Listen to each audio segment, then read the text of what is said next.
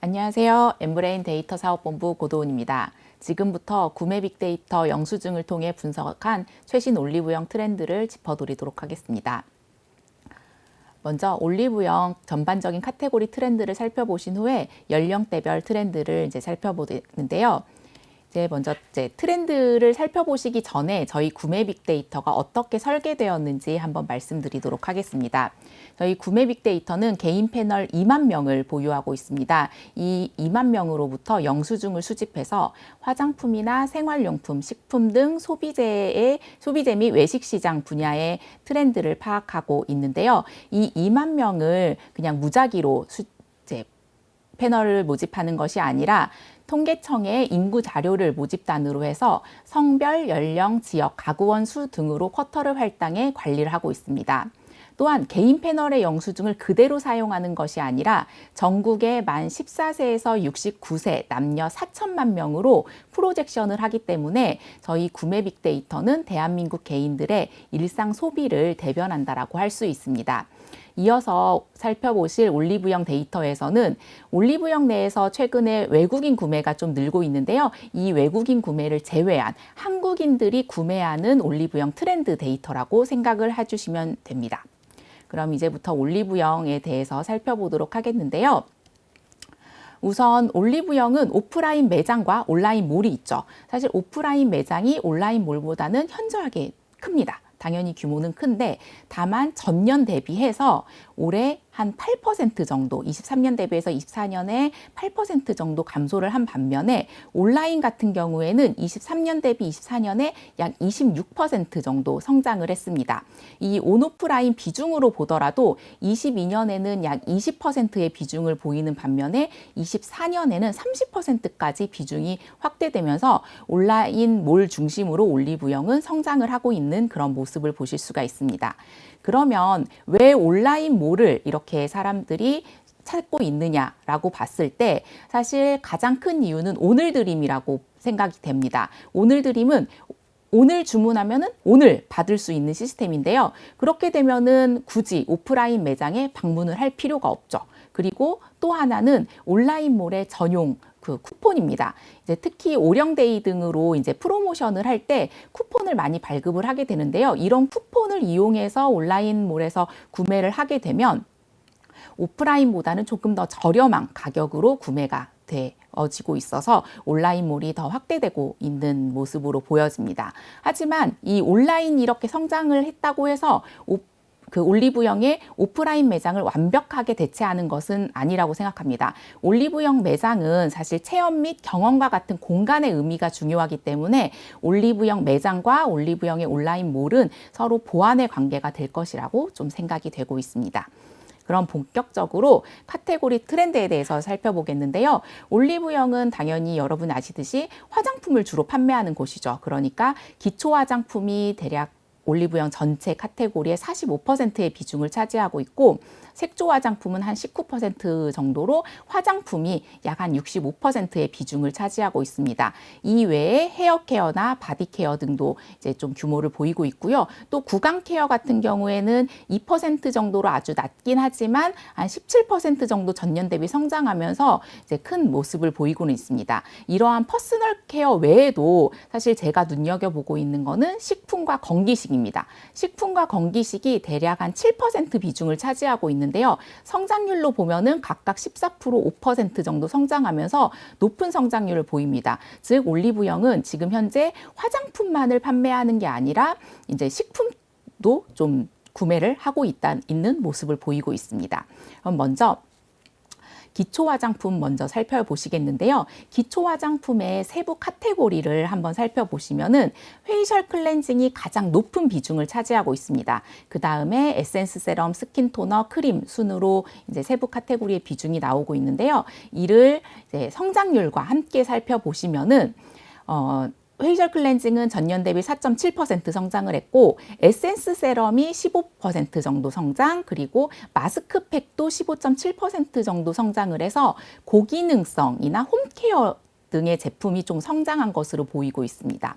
과거에 에센스 세럼 같은 경우에는 예전에는 주름 개선 에센스, 뭐 미백 에센스, 수분 에센스 등 좀 타입을 소구하는 제품들이 좀 인기가 많았는데 최근에는 이렇게 리들샷, 글루타치온, 뭐 저분자 히알루로산 이런 식으로 피부과에서 쓰는 용어나 또 핵심 성분을 강조하는 제품들이 좀 인기를 끌고 있어서 과거와는 조금 다른 이제 모습을 보이고 있습니다.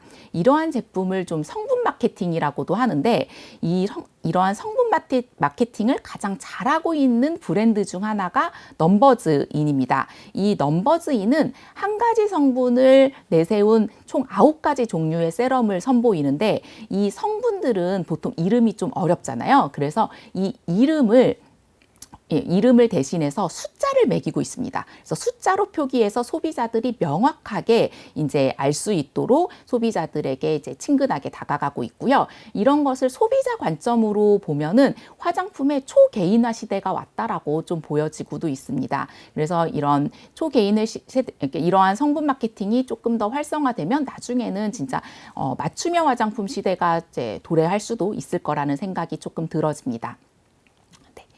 그러면 이제 색조 화장품 쪽으로 한번 보시겠는데요. 색조 화장품에서는 립 메이크업이 한 33% 비중으로 가장 큰 비중을 차지하고 있고 성장률로 보더라도 한 8.4% 성장하면서 성장률도 높습니다. 그 외에는 스킨 메이크업이 있고 또 아이섀도우와 치크 쉐이딩 등이 이제 다음에 비중을 차지하고 있는데 아이섀도우와 치크 쉐이딩은 각각 11%, 12.7% 성장하면서 전년 대비 높은 성장률을 보입니다. 이 제품들은 이제 특징이 색감이 중요하다는 거죠. 색감이 중요한 제품들은 올리브영 매장 등으로 방문해서 이제 확실히 색감을 확인하고 제품을 구매하는 트렌드가 늘어난다라고 보실 수가 있고요. 이제 그 뒤로 아이라이너, 아이브로우, 마스카라 같은 경우에는 성장률을 보시면은 전년 대비 좀 감소하는 모습을 보이고 있습니다. 상대적으로 아이섀도우나 치크 쉐이딩에 비해서 아이라이너, 아이브로우는 색감이 조금 덜 중요한 제품입니다. 이렇게 색감이 덜 중요한 제품들 같은 경우에는 올리브영에서 굳이 구매할 필요가 없기 때문에 이제 다른 채널로 조금 전이가 된다라고 보실 수가 있습니다. 가장 큰 비중을 차지하고 있는 립 메이크업이 전년 대비 8% 정도 성장을 했는데 그럼 이 립 메이크업도 색감이 중요한 그런 립스틱이나 립 틴트를 중심으로 성장을 하느냐 하고 봤더니 사실 그게 아니더라고요. 이런 립스틱이나 립 틴트도 성장을 하지만 이와 더불어 그 보습이 중요한 립밤 같은 제품도 성장을 하는 거죠. 왜냐면 이제 립을 사용하신 분은 다 알겠지만 색감이 또 명확하게 선명하게 나려면은 입술 관리도 좀 필요하거든요. 그러니까 그 메이크업에서는 립스틱, 립 틴트뿐만 아니라 립 케어도 같이 성장하고 있는 그런 모습이고요.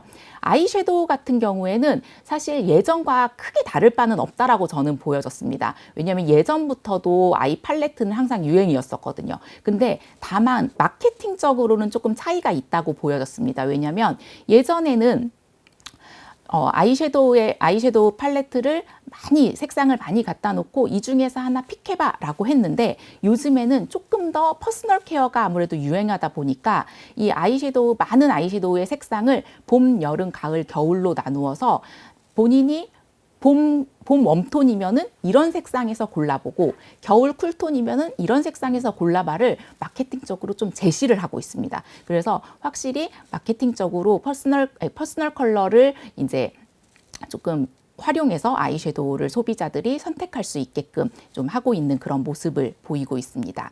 이러한 트렌드와 함께 또 특이한 거는 알치크나 푸딩팟처럼 좀 재미있는 제품이 인기가 많다는 거예요. 그래서 색감뿐만 아니라 확실히 제품의 패키지가 예쁘거나 재미가 있으면 우선 소비자들이 픽을 한다라는 그런 좀 뜻이고요. 특히 삐아 같은 경우에는 좀 여기에서 더 나아가서 삐아 라스트 아이 팔레트는 89 에디션이라는 또 에디션을 하나 준비를 했더라고요. 이거는 이제 아이섀도우 팔레트를 좀 꾸밀 수 있도록 키링이나 스티커를 부착해서 좀 커스터마이즈를 할 수 있는 그런 제품들을 좀 선보여서 확실히 요즘 색조를 쓰는 소비자들에게는 색감도 물론 중요하지만 재미와 재미와 감성이 조금 있는 그런 제품들을 주로 좀 올리브영에서 찾고 있다라고 볼 수가 있고, 그러면 아까 말씀드렸던 것처럼 아이브로우나 그런 아이라이너 같이 약간 색감이 중요하지 않는 제품들은 그럼 도대체 어디서 구매를 할까를 보면 저는 다이소에서 좀 구매를 한다라고 보고 있습니다. 다이소가 최근에 태그나 딘토 같이 인기 브랜드가 좀 입점하면서 신뢰성이 좀 확보가 됐다 보니까 이제 이러한 제품들이, 그러니까 그 색감이 중요하지 않고 오히려 기능이 조금 중요한 제품들은 이제 가성비 제품으로 다이소에서 좀 구매를 하지 않을까라고 생각이 되어지고 있습니다. 다음에는 이제 헤어와 바디 케어를 한번 살펴보시겠는데요. 헤어 케어의 세부 카테고리를 한번 살펴보시면 헤어 에센스를 제외하고는 트리트먼트, 샴푸, 연모제 모두 전년 대비 좀 구매가 감소한 모습입니다. 다만 헤어 에센스는 전년 대비 한 14% 성장했는데, 사실 이 헤어 에센스의 성장도 일반적인 그런 헤어 에센스보다는 그런 탈모 앰플, 두피 앰플 등 기능성을 소구하는 제품들 중심으로 좀 성장을 하고 있고요. 바디 케어를 보면은 바디 케어의 한 거의 절반 이상은 원래 바디 보습이었는데, 바디 보습이 전년 대비 구매가 많이 떨어지고 바디 워시와 데오드란트만 조금 성장을 했습니다. 이 바디 워시도 헤어 에센스와 마찬가지로 매스한 제품들, 일반적인 제품은 거의 이제 성장을 별로 하지 못했고, 이제 그 등드름 케어 같은 좀 기능성 제품 위주로 바디워시도 좀 성장을 해서, 확실히 올리브영에서 헤어나 바디는 이제 그런 매스한 제품보다는, 일반적인 제품보다는 기능성 제품 위주로 좀 성장을 하고 있다라고 보시면 될 것 같고, 그렇게 되면 궁금증이 하나 있죠. 이런 매스한 제품들, 많이 쓰는 제품들은 과연 어디서 구매할까라고 했을 때, 저희는 그거를 이제 일반적인 온라인 몰, 그러니까 쿠팡과 같은 온라인 몰이라고 생각을 했습니다. 그 이유가 왜냐면 올리브영 같은 경우는 대부분 프리미엄 제품들을 주로 판매를 해요. 그래서 어노브나 루톤, 츠바키 이런 제품들은 생각보다 가격이 조금 비싸죠. 근데 이런 그러나 샴푸나 그런 트리트먼트, 또 보습 로션 등은 워낙 많이 사용하기 때문에 이런 프리미엄 제품을 선호하는 소비자들도 물론 있겠지만 좀 가격이 부담스러운 경우도 있죠. 그래서 이런 가격이 부담스러운 소비자 같은 경우에는 쿠팡 등을 활용해서 이제 구매를 한다라고 보시면 되고, 사실 쿠팡에서도 그런 매스한 브랜드뿐만 아니라 이런 하라즈나 닥터시드 같이 탈모 샴푸 등도 이제 판매를 하는데 약간 저렴한 가격에 판매를 하기 때문에 이제 소비자들에게 어필을 하고 있는 것으로 보여지고 있습니다. 다음에는 구강 케어인데요. 구강 케어는 유일하게 퍼스널 케어 중에, 화장품을 제외한 퍼스널 케어 중에서는 올리브영에서 성장을 하고 있습니다. 그 이유가 올리브영에서는 일반 대형마트나 온라인 몰하고는 조금 다른 제품을 판매를 합니다. 이제 보통 루치펠로나 유시몰, 덴티스테 같은 좀 패키지가 우선 좀 세련되고 멋스러운 제품 중심으로 올리브영에서 판매를 하고, 이러한 제품들을 구매하고 싶으신 소비자들은 올리브영을 통해서 구매를 하죠. 그러면 올리브영은 너무 비싸게 팔지 않나요? 라고 했을 때, 사실 이런 제품들은 집에서보다는 이제 사무실에서 사용을 하거나 휴대하는 제품으로 휴대할 때 많이 쓰기 때문에 대량의 제품이 필요가 없는 거죠. 그러니까 한 개, 두 개 정도만 사용을 하면 되기 때문에 화장품을 구매하러 올리브영에 방문을 해서 이제 이런 치약을 하나 사고 이렇게 이런 모습을 보여서 이 올리브영만의 구강 브랜드가 존재를 하기 때문에 올리브영 안에서의 구강 케어는 좀 성장을 하고 있는 모습을 보이고 있고, 확실히 제조사 입장에서도 LG 생활건강의 대표적인 브랜드인 페리오를 올리브영에서는 판매를 하지 않고 유시몰을 판매를 합니다. 올리브영에서는. 또 애경산업도 2080 대신에 바이컬러라는 제품을 올리브영에서 판매를 하면서 확실히 제조사들도 이제 올리브영만의 구강 케어 제품을 좀 판매하고 있는 그런 모습을 보이고 있습니다. 네. 마지막으로는 이제 그 식품인데요. 식품 중에서 세부 카테고리를 보시면은 건기식이나 건강 보조식품이 가장 큰 비중을 보이고 있고 성장도 하고 있습니다. 이 외에 캔디류나 스낵, 비스켓, 초콜릿 등이 성장을 하고 있는데, 이를 보시면 다이어트 쉐이크나 단백질 쉐이크나 다이어트 쉐이크나 디톡스 위주의 제품들이 조금 올리브영에서 많이 판매가 되고 있고요. 스낵이나 비스켓도 일반 과자가 아닌 좀 고단백 스낵이나 저당 스낵 등을 조금 판매를 하고 있어서 확실히 건강을 생각하는 제품들이 주로 올리브영에서 판매가 되고 있다라고 생각을 하면 됩니다. 그리고 또 하나, 그럼 이런 제품들은 온라인 몰에서도 잘 판매가 되는데 왜 굳이 올리브영에서 살까라고 생각을 해보면 이 올리브영에서 소용량 소포장으로 판매를 하고 있기 때문이에요. 그러니까 소용량 소포장으로 판매를 하고 있기 때문에 소비자들이 트라이얼을 한번 하기가 좋죠. 그래서 트라이얼을 한번 하고 괜찮으면은 이를 이제 그러니까 온라인몰에서 좀 구매를 하는 그런 모습을 보이고 있습니다. 네.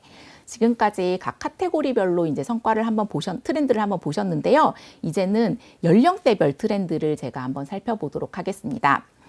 먼저 성별을 한번 보시면은 올리브영은 역시나 화장품을 중심으로 판매를 하다 보니 여성 중심의 그런 채널입니다. 여성의 비중이 한 78% 정도 되고 연령별로 보시면 20대가 가장 높습니다. 20대가 한 35%, 30대와 40대가 각각 한 20% 정도인데 성장률을 같이 놓고 보시면은 20대 이하는 전년 대비 9% 정도 빠졌는데 30대와 40대는 오히려 성장을 했어요.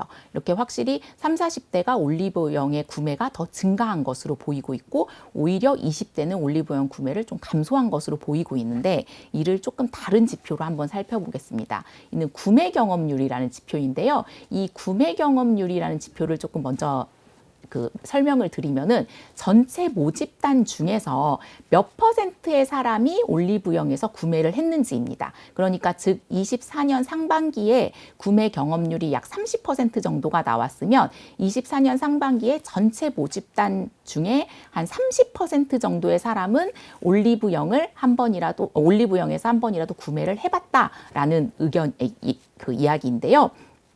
이 지표를 쫙 보시면은 맨 위에 있는 게 20대 이하입니다. 20대 이하가 24년 상반기 이후로 구매 경험률이 하락하고 있죠. 그러면 이 얘기는 뭐냐면 20대 이하부터 24년에 들어서 20대 이하가 올리브영에서 더 이상 사지 않고 다른 곳에서 화장품을 사는 그 20대 이하가 늘어나고 있다라는 얘기이기도 합니다. 그러면 이 20대 이하는 어디서 구매를 할까를 봤을 때 이게 딱 다이소가 떠오르는 거죠. 보면 다이소는 이제 한 24년 초에 VT 리들샷 품절 대란 이후에 다이소로 화장품을 사러 가는 사람들이 조금 늘어났고 특히 그 중에서 조금 트렌드에 민감한 10대에서 20대들이 다이소를 많이 이용한다라고 합니다. 그리고 특히 다이소의 화장품이 중소기업 제품만이 있는 게 아니라 아모레퍼시픽이나 LG생활건강 등 주요 대기업도 다이소 전용 브랜드를 출시하면서 이제 확실히 소비자들의 신뢰성도 높아지고 또 SNS를 통해서 다이소 추천템이 공유되면서 이제 다이소에서 화장품을 트라이얼 해보는 소비자들이 증가하고 있는 것으로 조금 파악이 되고 있습니다. 그래서 저희가 리스닝 마인드라는 검색 데이터 툴을 활용해서 연령대별로 다이소와 연관된 이제 키워드를 한번 살펴보았습니다. 이제 다이소를 검색했을 때 같이 무엇을 검색했는가를 보면 20대 이하는 딘토, 틴트, 네일, 에뛰드 이런 식으로 화장품과 연관된 디테일한 것을 조금 검색을 같이 했죠. 그러나 30대 같은 경우 립, 40대는 추천 화장품 추천템 등 이제 화장품에 대해서도 간혹 검색을 하긴 했는데 디테일하지 않고 좀 오버럴하고 또 오버럴한 그런 차이를 보이고 있죠. 확실히 이렇게 검색 데이터만으로 보더라도 20대 이하에서 다이소 화장품에 관심이 많다라는 것을 확인을 할 수가 있습니다. 그럼 다시 이제 올리브영으로 돌아와서 올리브영 연령대별 탑 제품을 한번 살펴보도록 하겠습니다.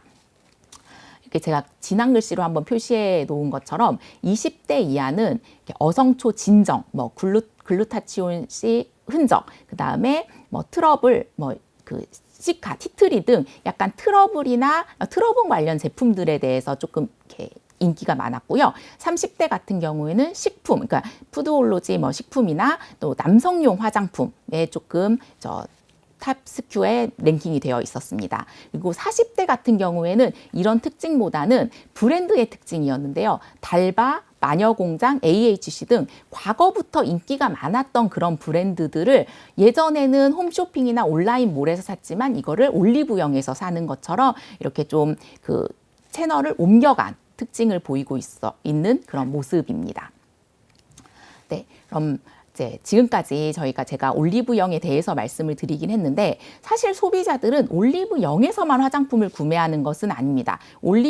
그래서 올리브영과 제가 다른 채널의 움직임을 함께 놓고 보는 장표를 한번 마련했는데요. 이렇게 보시면은 올리브영은 오프라인과 온라인이 서로 조금 다른 특징을 보이고 있기 때문에 제가 좀 올리브영은 오프라인과 온라인을 구분해서 한번 놓았습니다. 그러면 이 올리브영 오프라인에서는 쿠팡이나 네이버, 올리브영 온라인으로 스위칭이 되고 있는, 그러니까 이탈이 되고 있는 그런 모습을 보이고 있고, 오히려 올리브영 온라인 같은 경우에는 올리브영 오프라인이나 기타 온라인 등에서 유입이 되고 있는데 유일하게 쿠팡으로만은 조금 이탈이 되고 있는 모습을 보이고 있습니다. 그래서 이를 전반적으로 보시면은 오프라인에서 온라인으로 확실하게 전이가 좀 되고 있다. 그 화장품 유통의 중심이 오프라인에서 온라인으로의 그 중심이 이동되고 있다라고 보실 수가 있고, 온라인에서의 각각